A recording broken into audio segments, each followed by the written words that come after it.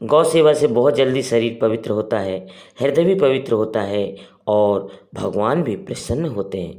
यदि गाय घर में पाली जाए या गौशाला खोली जाए और गायों की सेवा की जाए, जिनके पास गाय है उनका अर्थ है भाव है।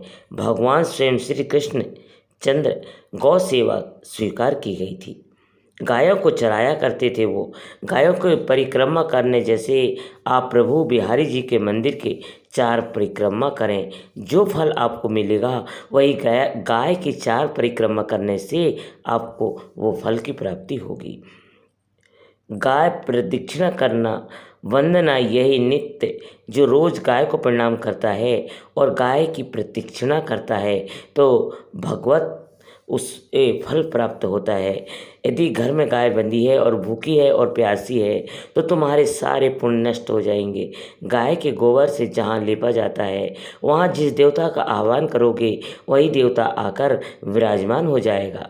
गाय जहाँ पर विराजमान रहती है, गौशाला में भोजन करे तो कई गुना बढ़ के प्राप्त होता है। जहाँ गाय विराजमान होती है वह बड़ा तीर्थ स्थान होता है।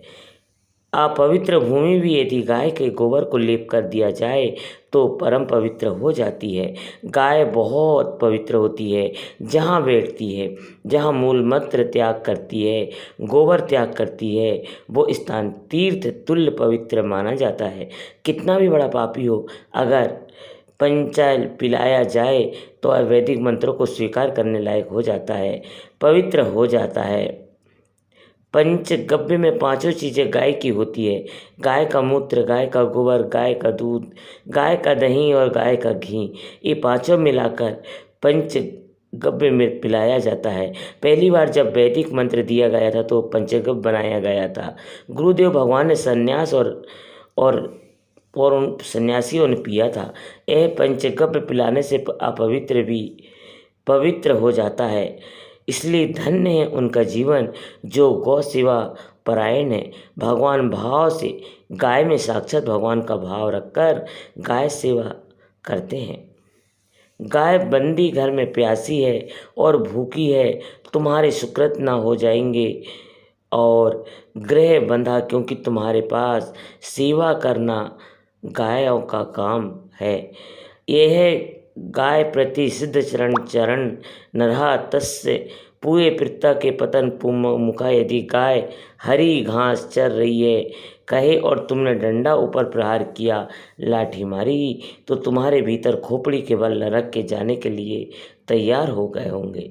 ये लिखा है, जो प्रतिदिन अग्र से भाव रे भाव कर्तव्य, भक्ति से भाव अहा सुमहार कुवन नापन दुर्गति, जो ही तुम्हारे गृहस्थ में घरों में पहले होता था, अब तो भगवान जाने यही पहली रोटी तवा में गई वह निकाल करके पक्की रखी जाती थी। गौ ग्रास के लिए पहला रसोई में इसके लिए प्रतिदिन भोजन, पहले स्वयं भोजन न करके गाय के लिए ग्रास निकालना चाहिए। गाय को माता की पदवी दी गई है, जहाँ गौ माता को हम आराध्य देव के रूप में मानते हैं, आराधना करते हैं। गौ रक्षा, गौ सेवा ये बहुत बड़ा धर्म है, इसमें छुपा हुआ है। स्वयं भगवान अवतरित होकर और जब गाय के रूप में पृथ्वी पर रमते हैं तो भगवान का अवतार होता है। बड़ा विचित्र समय आता चला जाता है। आधुनिक यंत्रों की ऐसी सेवाएं हो जाती है बड़े बड़े कि अब ऐसे दूध से दूध की महंगाई बन गई है कि अब देसी गाय 2 लीटर 3 लीटर 4 लीटर व ऐसी गाय कि 20-20 25 लीटर दे, तो कौन सी देसी गाय है जो गायों की सेवा का भावना शास्त्र आज्ञा करता है। जो प्रतिदिन गौग्रास निकालता है, अर्पित करता है, तो उसको अग्निहोत्री करने का फल मिलता है, उसके पितरों को प्राप्ति मिलती है और समस्त देवताओं के पूजन का फल मिल जाता है।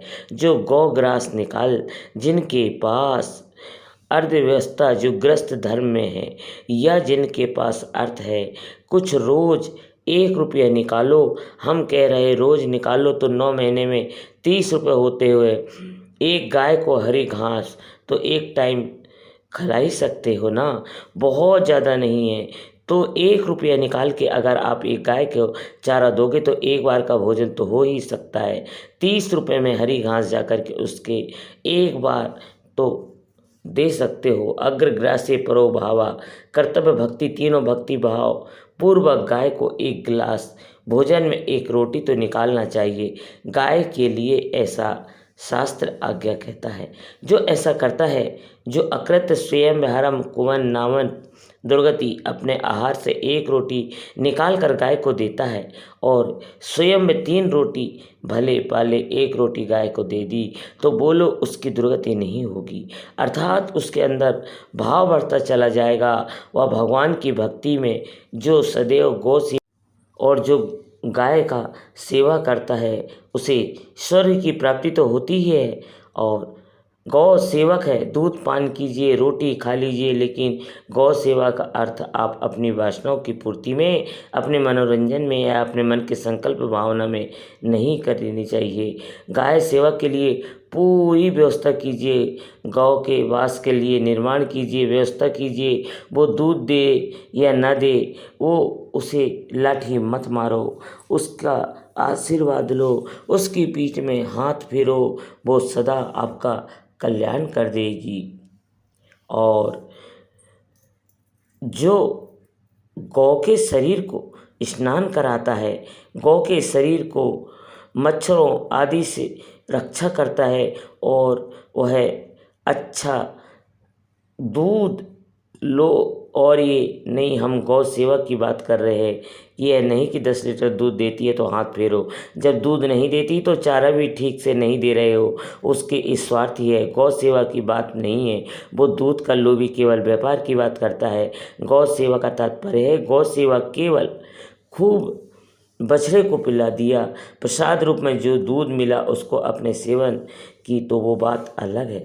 अब बछड़े को तो जरा सा केवल पिलाने के लिए कर दिया और खूब सारा दूध लीटर में नाप करके ले जा रहा है। उस समय तक तो खाया पिया खूब अच्छे से, उसके बाद जब दूध देना बंद कर दिया गया तो उसका आदर सत्कार खत्म करके दिया गया। ऐसा कभी नहीं करना चाहिए। गौ सेवा ये नहीं मानी जाती है।